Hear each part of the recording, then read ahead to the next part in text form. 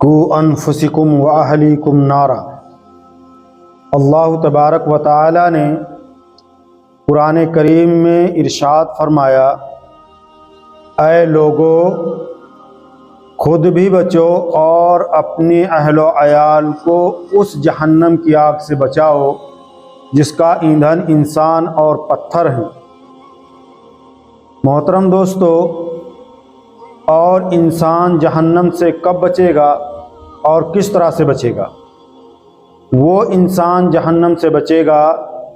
جس نے دین محمدی صلی اللہ تعالی علیہ وسلم پہ عمل کیا، جس نے نبی پاک علیہ الصلاۃ والسلام کے لائے ہوئے دین مبارک کو قبول کیا اور اس کے مطابق اپنی زندگی کو ڈھالا اور اس کے مطابق عمل کیا، تو پھر ایسا شخص جہنم سے بچے گا۔ محترم دوستو، اب سوال یہ پیدا ہوتا ہے کہ ایک انسان اللہ کے حبیب علیہ الصلاۃ والسلام کے لائے ہوئے دین کے مطابق عمل کیسے کرے گا؟ تو ظاہر سی بات ہے کہ ہم اسی بات پہ عمل کر سکتے ہیں،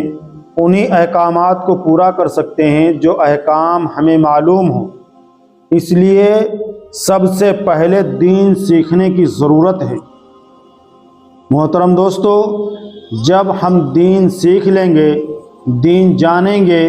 جب ہماری زندگیوں میں دین داخل ہو جائے گا تو پھر اس دین پہ عمل کرنا آسان ہو جائے گا۔ محترم دوستو، ہمیں اور آپ کو چاہیے کہ اللہ کے حبیب علیہ الصلاۃ والسلام کے دین کو اولاً سیکھیں اور سیکھ کر اس کے مطابق عمل کریں، اور اپنے اہل و عیال کو دین سکھائیں اور اس کے مطابق ان سے عمل کرنے کی تاکید کریں۔ محترم دوستو، دین سیکھنے کی کوئی عمر نہیں، علم سیکھنے کی کوئی عمر نہیں ہے۔ انسان ماں کی گود سے لے کر کے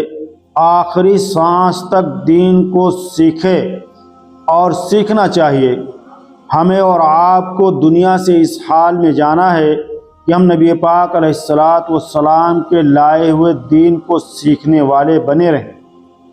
محترم دوستو، ہمیں اور آپ کو جب دین کا علم ہوگا، جب ہمارے پاس علم دین ہوگا، تو ہمارے جو معمولات ہیں، ہمارے جو کام ہیں، پھر وہ شریعت کے مطابق ہوں گے، اللہ کے حبیب علیہ الصلاۃ والسلام کے طریقہ کار کے مطابق ہوں گے، صحابہ کرام اور اولیاء اللہ کے طریقے کے مطابق ہوں گے۔ اور جب ہمارے اعمال ان حضرات کے طریقے کے مطابق ہوں گے تو پھر ہمیں اس اعمال پہ اجر و ثواب ملے گا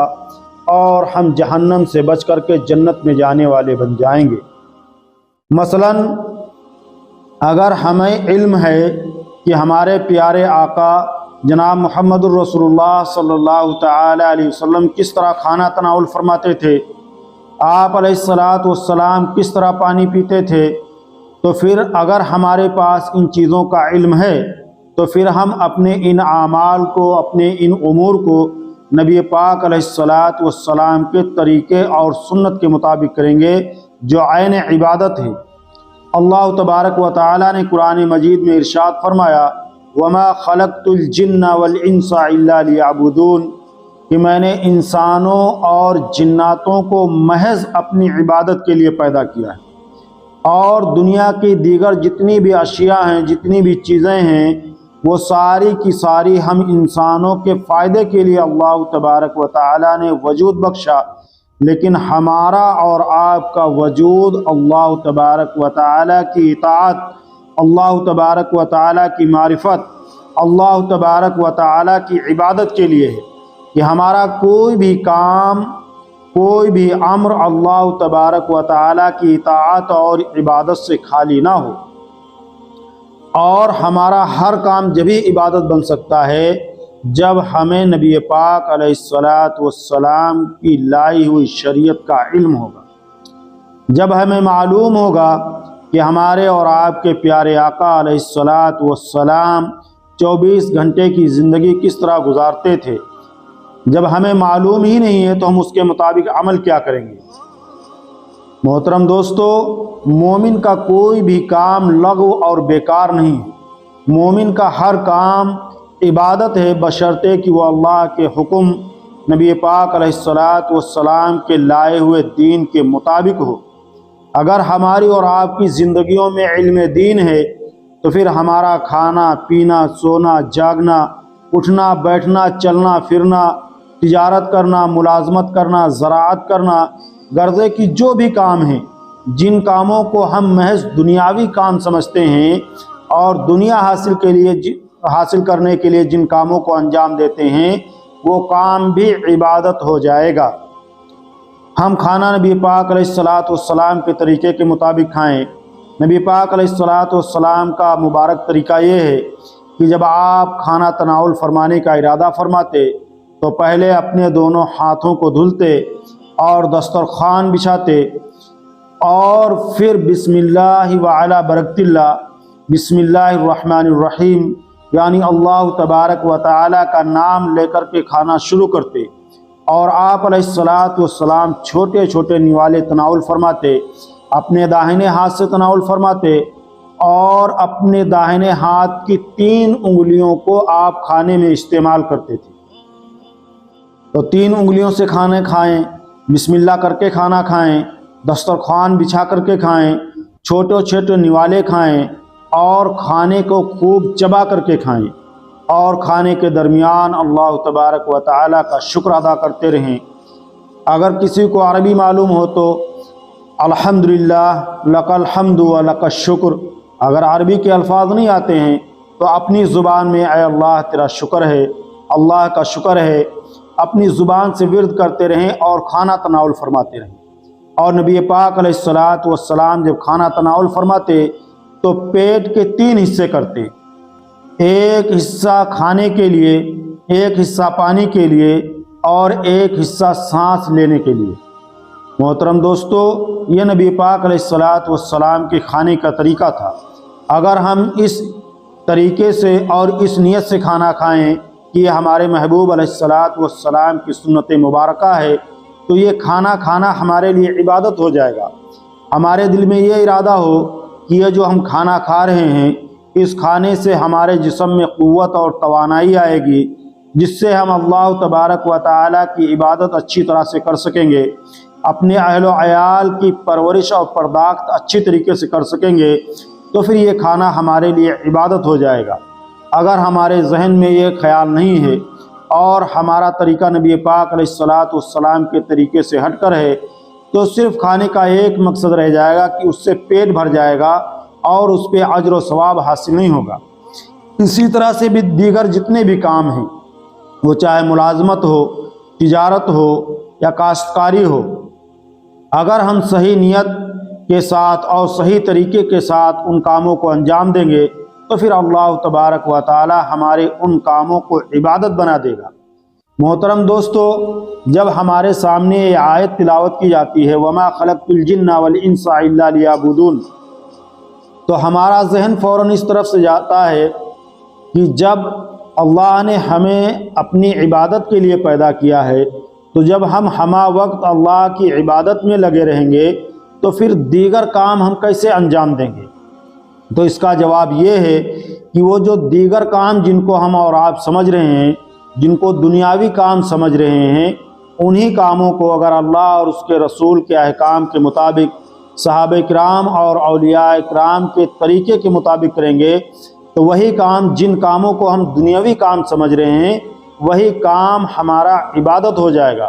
حتیٰ کہ بیت الخلاء جانا، پیشاب جانا،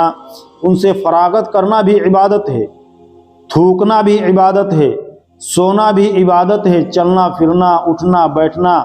مومن کا ہر عمل عبادت ہے، لباس پہننا، جوتا چپل پہننا، سارے کے سارے اعمال عبادت ہیں۔ بس ضرورت اس بات کی ہے کہ ہم ان کاموں کو سیکھیں اور نبی کریم علیہ الصلاۃ والسلام کے طریقہ کار کو جانیں اور اس کے مطابق عمل کریں، اور دل میں ہمارے یہ نیت ہو کہ یہ ہمارے محبوب علیہ الصلاۃ والسلام کی سنت ہے۔ اللہ کے حبیب علیہ الصلاۃ والسلام نے ارشاد فرمایا، فَمَن تَمَسَّكَ بِسُنَّتِي عِنْدَ فَسَادِ أُمَّتِي فَلَهُ أَجْرُ 100 شہید۔ کہ جو شخص فتنہ و فساد کے زمانے میں میری ایک سنت پہ بھی عمل کرے گا، میری ایک سنت کو بھی زندہ کرے گا، میری ایک سنت کو بھی مضبوطی سے تھامے رہے گا، تو اللہ تبارک و تعالی اسے 100 شہیدوں کے برابر اجر و ثواب عطا فرمائیں گے۔ اور ایک شہید کا اجر یہ ہے کہ اللہ تبارک و تعالی اسے جنت میں داخل کریں گے۔ تو ذرا ہم اور آپ سوچیں کہ ہم اور آپ اگر نبی پاک علیہ الصلاۃ والسلام کی ایک سنت پہ عمل کریں گے تو اللہ تبارک و تعالی ہمیں اور آپ کو 100 شہیدوں کے برابر اجر و ثواب ملے گا۔ اور محترم دوستو، یہ جبھی ممکن ہوگا جب ہمارے اور آپ کے دل میں اللہ تبارک و تعالیٰ کے احکامات کی اور نبی پاک علیہ الصلاۃ والسلام کی الفت و محبت ہوگی، نبی پاک علیہ الصلاۃ والسلام سے عقیدت ہوگی۔ آج ہم زبانی دعویٰ کرتے ہیں کہ نبی پاک علیہ الصلاۃ والسلام سے ہمیں بے پناہ محبت ہے، لیکن جب عمل کا وقت آتا ہے تو ہم اپنے دعوے سے مکر جاتے ہیں۔ تو محترم دوستو، اللہ نے ارشاد فرمایا کہ اے لوگو، اپنے آپ کو اور اپنے اہل و عیال کو اللہ تبارک و تعالی کی تیار کردہ اس جہنم کی آگ سے بچاؤ جس کا ایندھن انسان اور پتھر ہیں۔ محترم دوستو، کہنے سننے میں بہت آسان لگتا ہے، لیکن اگر ہم اس پہ غور و فکر کریں گے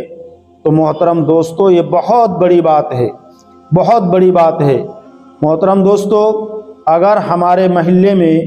کسی کو کوئی دقت یا تکلیف پہنچتی ہے تو ہم سب اس کی تکلیف کو دور کرنے کے لیے کوشاں ہو جاتے ہیں، بھلے ہمارا اس سے تعلق ہو یا نہ ہو۔ لیکن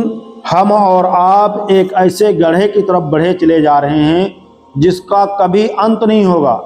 اگر جہنم میں ہم داخل ہو گئے اور بغیر ایمان کے اس دنیا سے رخصت ہو گئے تو ہمیشہ ہمیشہ اس جہنم میں رہنا ہوگا۔